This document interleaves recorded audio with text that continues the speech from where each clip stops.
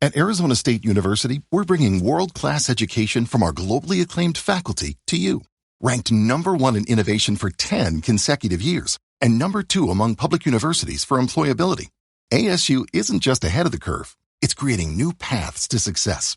Earn your degree from the nation's most innovative university. Online, that's a degree better. Explore more than 300 undergraduate, graduate, and certificate programs at asuonline.asu.edu. Welcome to the Deep Dive. We're tackling a really interesting area today, how we truly understand the social world, with all its complexity. Our source is Realism and Complexity in Social Science, and our mission is to unpack the key ideas about studying these complex social phenomena, but without getting totally lost in the jargon. Exactly. Think of it as a guide to navigating the, let's say, inherent messiness of society. Right. This book, it's from the Routledge Complexity in Social Science series, and it really gets to the heart of what it means to study these complex social issues in a, realistic way. And it draws on people like Emma Upperchurd, Lasse Gerrits. That's right. And the series itself is fascinating. It really tries to close that gap between how we talk about doing research and how we actually do it. Okay, so the big question we're asking is, what does it really mean to study these incredibly complex social things in a way that's both meaningful and, realistic? And the book puts forward some, pretty concrete ideas for researchers. It doesn't matter if they're doing deep qualitative case studies or maybe using big quantitative data sets. So it's useful across different methods. Definitely. And it's not just for academics already deep into complexity theory either. Right. I mean, if you're in any field trying to figure out social patterns, maybe you're a natural scientist suddenly working with social data, thanks to big data. Or he's curious, maybe. Or just curious about why things work the way they do. This book offers really valuable takes on causality, what social things are, and importantly, why prediction in the social world is just so darn tricky. Okay, let's start at the beginning then. The book kicks off pointing out this tension, right? We all kind of nod and agree, yes, the social world is complex. But then our actual research often doesn't really grapple with that complexity. It's like acknowledging a hurricane, but only setting the individual raindrops. Yeah, good analogy. And this gap, this disconnect, is why the whole idea of complex realism comes up. It's needed. Precisely. This isn't just about tacking on complexity theory as an afterthought to, say, critical realism. It's not just ticking a box. No.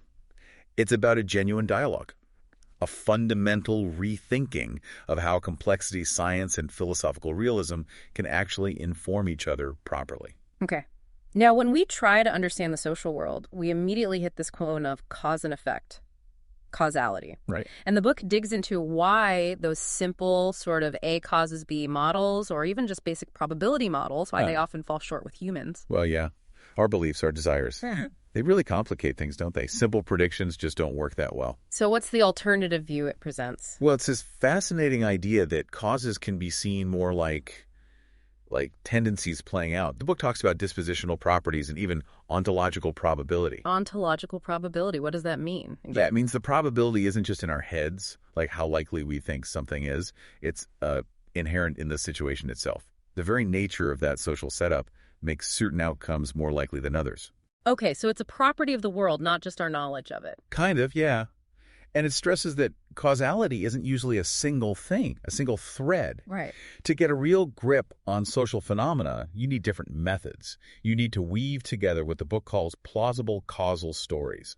Plausible causal stories. I like that. It's about building a convincing case from multiple angles, though. Exactly. Which brings us neatly to the challenge of measurement. How do we actually measure this stuff? Yeah. The book is quite critical of what it calls operationalism. Operationalism. That's the idea that our measurement directly mirrors reality. Yeah. Like perfectly. Yeah, roughly. That naive belief that there's a simple one-to-one link between what's out there and what our survey question or whatever captures. Like thinking a poll perfectly captures everyone's true inner feelings. Precisely. The book argues that's just not how it works in social science. Our representations, our theories, the specific context, they always mediate how we measure things. There's no unmediated, totally unfiltered view. Okay. That leads to another really core idea, doesn't it? The mind dependence of social reality. Absolutely crucial. This is a huge difference between studying, say, rocks and studying society. How so? Well, social reality isn't just out there independent of us like a planet is.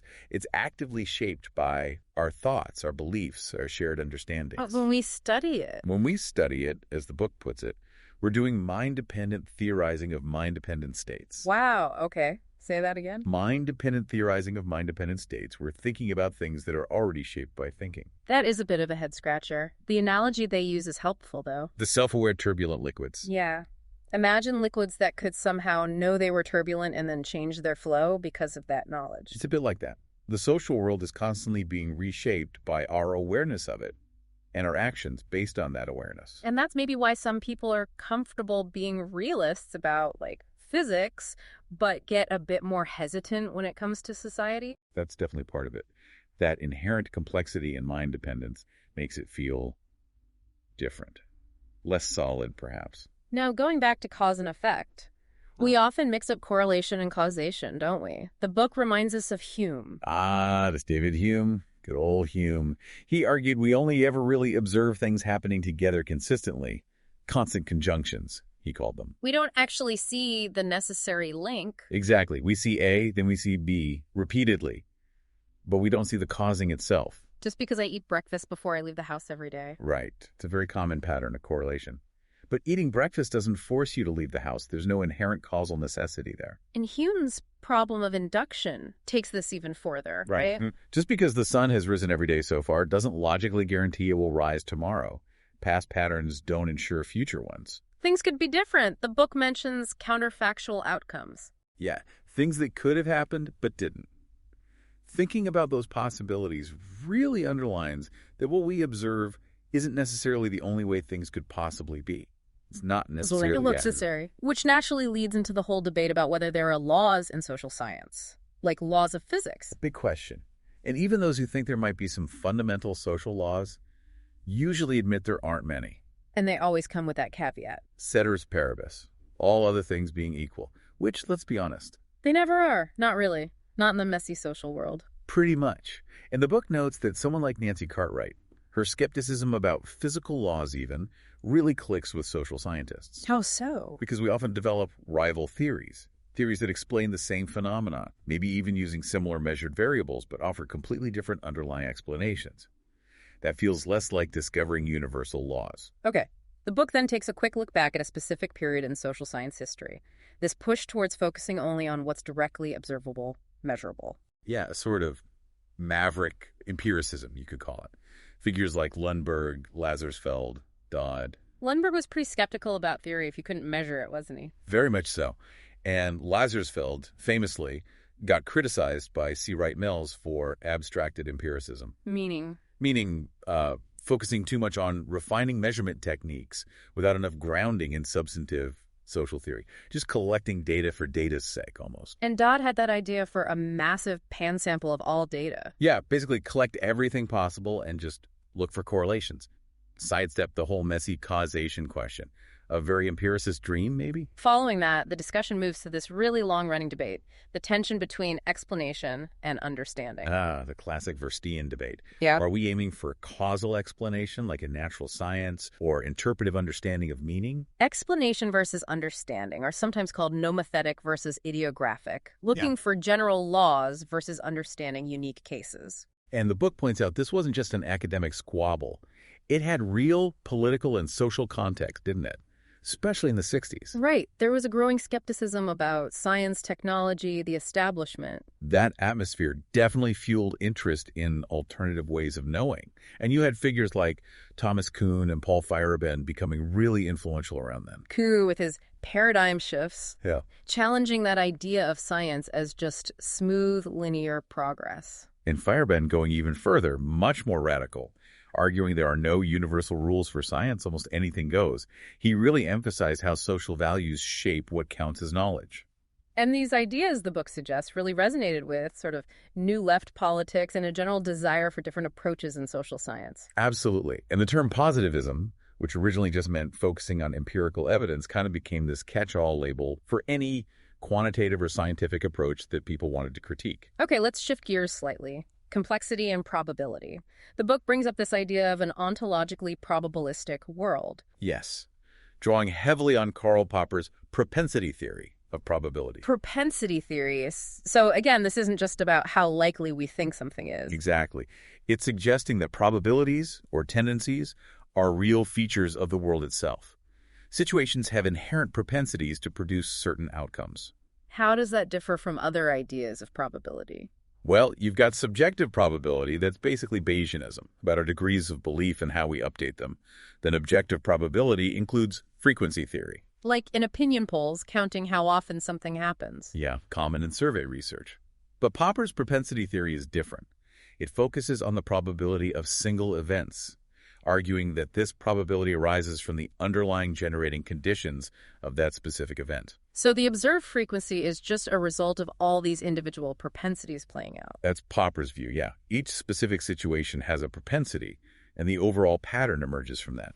It's a bit different from just averaging across a population in a survey. Okay. And this leads to the point that, especially in the social world, things are rarely completely certain or completely impossible, right? It's mostly shades of gray. Almost entirely.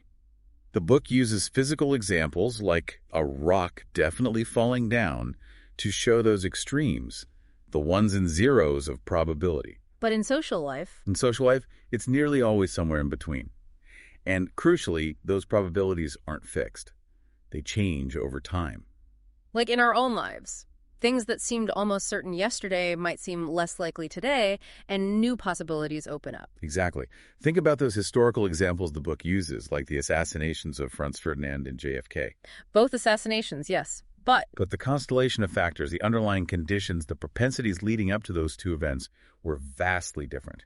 The context shapes the probability. which brings us to some key complexity concepts, strange attractors and possibility space. Right. The book seems to favor possibility space, basically, the entire range of things that could potentially happen within a given social system. And strange attractors are? They're like recurring patterns or relatively stable states within that possibility space that the system tends to gravitate towards over time.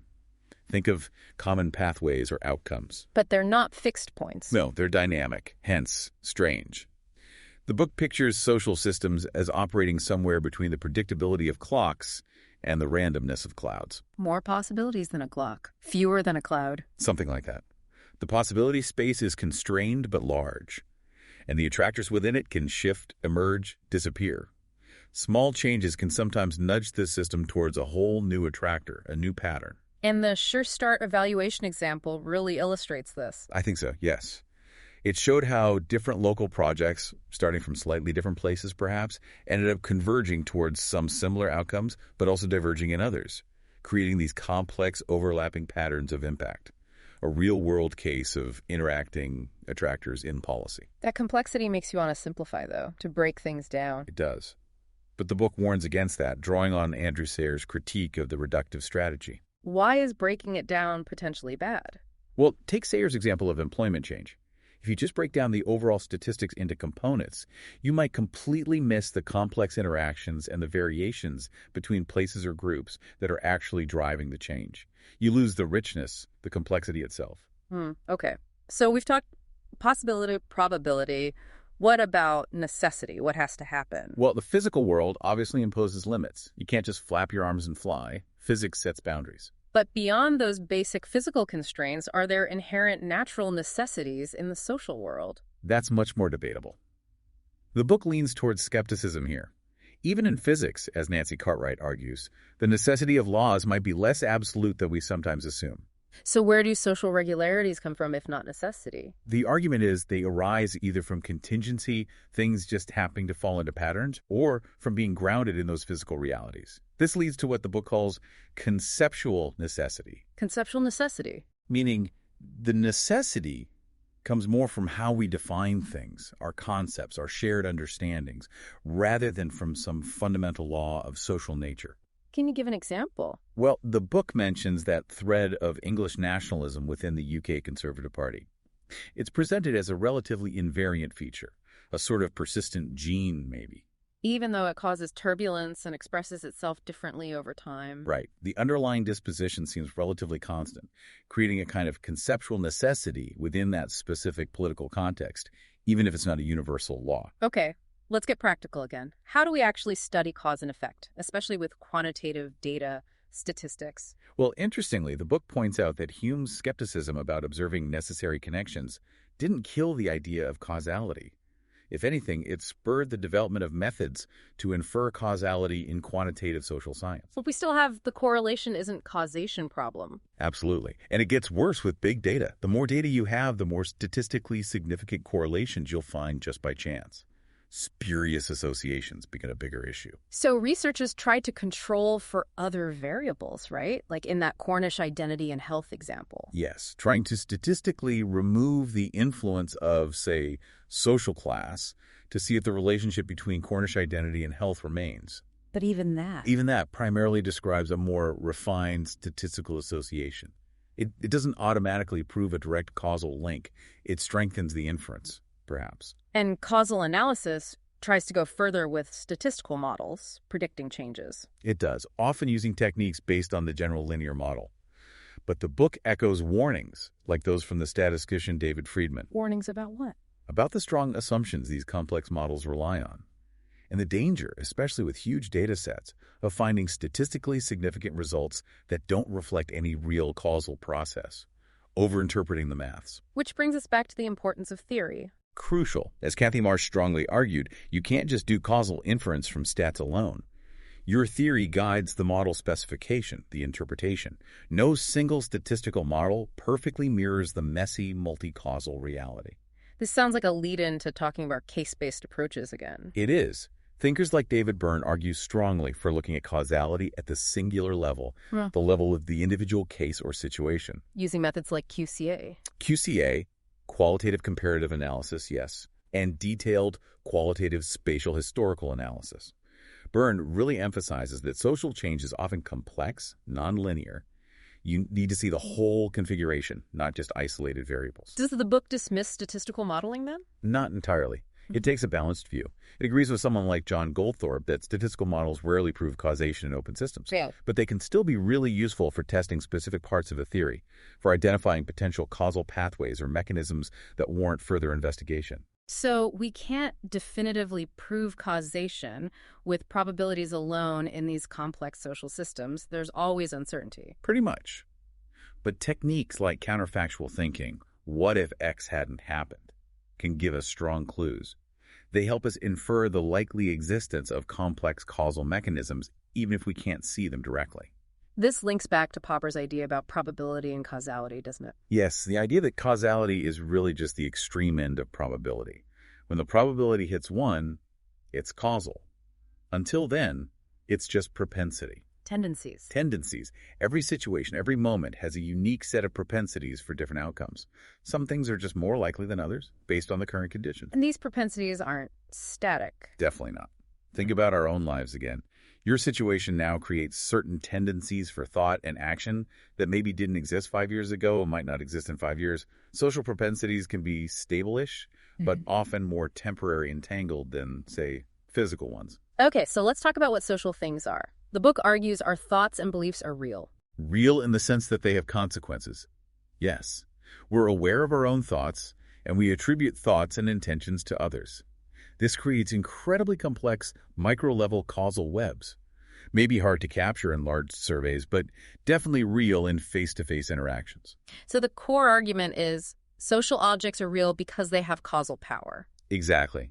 Their existence makes certain future social objects or events more or less probable. It's not always simple or direct, but it operates within this network of probabilities, and, importantly, it has a history we can potentially trace and understand. And this causal power doesn't exist in isolation. No, it depends crucially on relationships with other social objects and on shared cultural or linguistic agreement. Money is the classic example. Right. A banknote is just paper or polymer. But its causal power, what you can do with it, comes entirely from collective agreement about what it represents and the systems built around that agreement. This must make measuring social concepts incredibly difficult, operationalizing them. Hugely difficult. The book really challenges that easy assumption that our measures neatly map onto the social reality. It uses the UK census and social class as examples. Yes, showing how categories like social class are debated, they change over time, they're simplifications that can never fully capture the lived complexity of social stratification. The measurement itself is a social construct, with a history. There's a powerful personal story in there, too, about homelessness research. Right. It illustrates so well how homelessness isn't one thing, what it means, how it's experienced, whether it's even conceived of as a distinct identity. It varies hugely depending on the context, like comparing Europe to New York City in that example. Simple counts miss so much. So what are we measuring then, if not reality directly? The book suggests we're measuring traces of the systems that make up reality. That echoes a key realist idea. The important stuff, the underlying mechanisms, are often hidden. We only see their effects, their traces. And we need more than just the numbers to make sense of those traces. Definitely. We need narrative. We need understanding of contemporary social trends to interpret longitudinal data, like changing patterns of living alone. And we need awareness of local factors that standardized measures might miss entirely, like the Welsh language example and its connection to health outcomes in Wales. The book uses counter-urbanization, people moving out of cities, as another example of complexity. Yes, it calls it a quintessentially complex process. You have these macro-level patterns, like migration flows. Like the strange attractor pulling people from southeast England to Cornwall. Exactly. But that pattern emerges from a huge mix of diverse individual choices and structural factors. Environmental pulls, economic pushes, job opportunities, subjective desires for a different lifestyle. And this connects to broader theories like the migratory elite. It does. The idea that maybe the people who make these big moves are often already relatively advantaged. But again, even a theory like that needs to be nuanced, specified to the local context. It's not a simple one-size-fits-all explanation. Okay. Shifting again. How do we choose between different theories, different explanations? The book touches on Kuhn and Feyerabend again briefly. Right. Kuhn questioning smooth progress, Feyerabend's anything goes, relativism. But it focuses more on Popper's approach? Yes, Popper's conjectures and refutations. The idea that science advances by making bold guesses conjectures and then trying really hard to prove them wrong refutations. The black swan example. Find one, and the theory all swans are white is falsified. That's the classic illustration. But the book acknowledges that this kind of simple, knockdown falsification is often difficult in practice, especially in social science.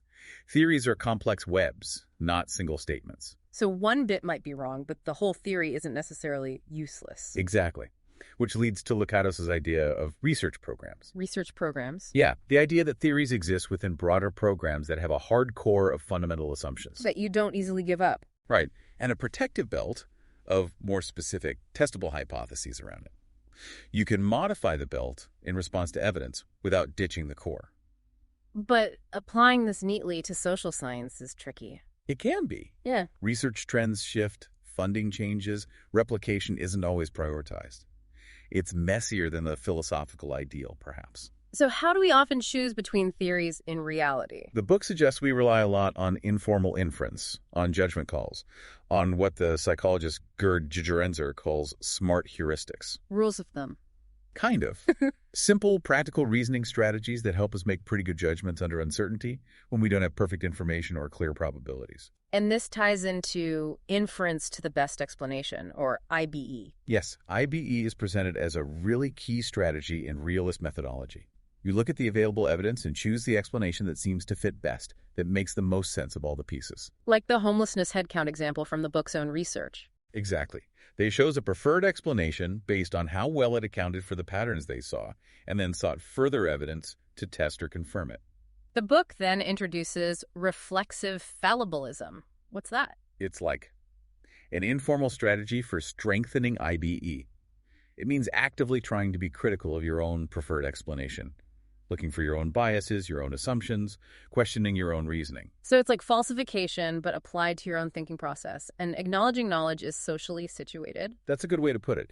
The example of the quantitative crisis in British sociology is used to show how even broad claims about methodology can and should be subjected to this kind of critical examination and empirical testing. Okay, let's talk about objective knowledge. Is that possible in social science? The book brings in Popper's three worlds. Right. Popper distinguished World 1, physical objects, World 2, subjective experiences, and World 3, the world of objective knowledge contents. Like theories, arguments, books, scientific problems. Exactly. Things that exist objectively, in a sense, independently of whether anyone believes them or is thinking about them right now. And social science knowledge can be part of this World 3. The book argues, yes, it can, but with a twist. It's often knowledge about knowledge, because we're studying a social world that is itself constituted by beliefs, ideas, theories, World 2 and World 3 elements. What about values? Can social science be value-free? The Rudd argues pretty convincingly, I think, that a completely value-free social science is impossible. Our choice of research topics, the questions we ask, even the concepts we use, are inevitably influenced by values. Funding decisions certainly are. Social objects themselves might even have a moral dimension. Quite possibly. But the argument is that while the investigation is value relevant, we can still aim for objectivity in the findings. Through that critical examination of our own value positions. No. Through rigorous methods. Through reflexive fallibilism.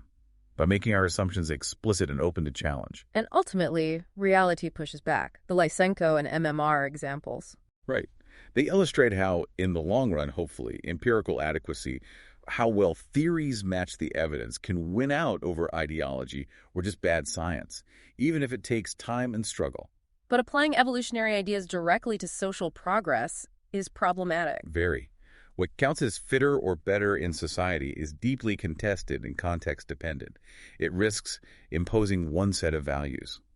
Moral relativism might be unavoidable for the scientist as scientist in some respects. Okay, nearly there. Let's talk mechanisms. What are they, according to this perspective? Mechanisms are seen as real, underlying processes that generate the patterns we observe on the surface. They have an ontological character, they exist. And an epistemological one are descriptions of them. And our descriptions are always incomplete. Always under descriptions, yes. The reality of the mechanism is always richer and more complex than our model of it. How are they different from just regular patterns? They're the reason for the regular patterns. The book contrasts them with just inductively observing regularities, like in that old Zetterberg example. Mechanisms are about the how and why. So a working definition. Something like a sequence of events governed by underlying generative processes operating within a specific local context. Though, as Goldthorpe points out, you can always ask, what's the mechanism behind that mechanism? Potential infinite regress. The Sure Start evaluations and the 2008 financial crisis are used as examples again. Yes, as complex situations where just looking at inputs and outputs isn't enough. You need to understand the interacting mechanisms and how they played out differently in different contexts. And mechanisms involve social objects and people's interpretations. Absolutely. They have a dispositional character tendencies and a compositional character. They're made up of dynamic social objects, structures, and agents interpreting and acting within them. This leads to needing theories and models of mechanisms. Right. The book mentions Ray Posson's critique of some middle-range theory for having a flat ontology, not digging deep enough into the generative mechanisms. We need models that actually specify how these mechanisms might work in context. How do we build these models? Theoretical models often start with abstractions, but abstractions grounded in social reality. Then they need to be operationalized into testable statements or hypotheses. You can build them from theory down to data, or inductively from data up to theory. And the counter-urbanization example comes back one last time. Yes, counter-urbanization to Cornwall. It's used to show the interplay between theoretical models like those from Fielding, Savage, Perry, and Dean, and statistical models. Trying to understand the mechanisms of migration. Exactly. The different models helped identify various nested mechanisms, economic factors, lifestyle choices, housing issues operating with different strengths for different groups of people. But even then, reality throws curveballs. It does. They noted an unexpected shift later in who was leaving Cornwall, which required more investigation, potentially a new or revised middle-range theory to explain it. It's an ongoing process. So finally, what's the methodological toolkit for complex realism? Are there specific realist methods? The book is clear. No. There are no specific methods that are uniquely realist. It's about the underlying methodology, the philosophy guiding the research. And that methodology is ecumenical. Meaning it uses whatever tools are appropriate. Exactly. Use the range of tools, but use them appropriately, guided by realist principles. So observational methods, interviews, they're still valuable. Very valuable. For getting at the why behind beliefs and actions, for understanding participants' perspectives, Weber's interpretive understanding, but always relating those perspectives back to the broader structures and contexts. Like the AIDS research in Thailand, understanding the cultural embedding. Precisely.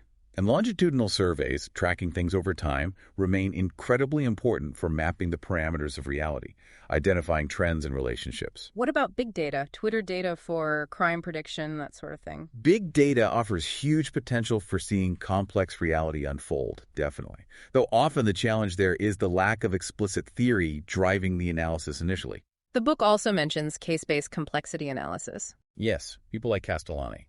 Looking at clusters of cases and their trajectories over time as an alternative to just variable-focused analysis. So macro-level analysis often still uses traditional methods. Often, yes. Surveys, aggregate data. The key difference for a complex realist is how that data is theorized, how models are built to represent underlying mechanisms. The book mentions how realists might repurpose classic studies, like Blau and Duncan's on stratification, asking different questions of the data. So what does closure look like in complex realism? Is it ever definitive proof? Rarely definitive proof in the way sometimes imagined in simpler systems. Closure is more often about achieving that inference to the best explanation. Based on rigorous testing, comparing alternatives? Right, and being willing to modify, refine, retest theories as new evidence comes in or anomalies appear. It's a dialectical process striving for truth, but often settling for greater insight, eliminating errors, getting closer. Okay, so let's try and sum this up. Complex realism. It's a nuanced way to approach the social world. It is. It fully acknowledges the complexity, the messiness. It insists on looking for underlying mechanisms, not just surface patterns. And it accepts the limits of simple explanations and measurements. While still believing there's a real social world out there we can genuinely study and understand better. It pushes for methodological diversity and that constant interplay between theory and evidence. And for someone listening, wanting to get knowledge quickly but thoroughly, wanting those aha moments, how does this help? Well, I think understanding complex realism gives you a framework for appreciating the depth and interconnectedness of social issues. It helps you move beyond simplistic headlines or easy answers. It encourages deeper thinking. Exactly. It helps you ask better questions maybe about how things are connected, what underlying processes might be at play, why things are often so resistant to simple fixes. It fosters a more sophisticated understanding. Okay, a final provocative thought then. If we take this complex realist perspective seriously, how might that change how we consume and interpret all the information flying around about the social world? That's a great question. If we recognize that social reality is contingent, complex, and our knowledge is always partial, how does that affect our understanding of, say, current events, political debates, social problems? What new questions does this whole deep dive raise for you about how we actually know what we claim to know about society? Lots to think about there. Definitely. That's your food for thought. Until our next exploration on the deep dive.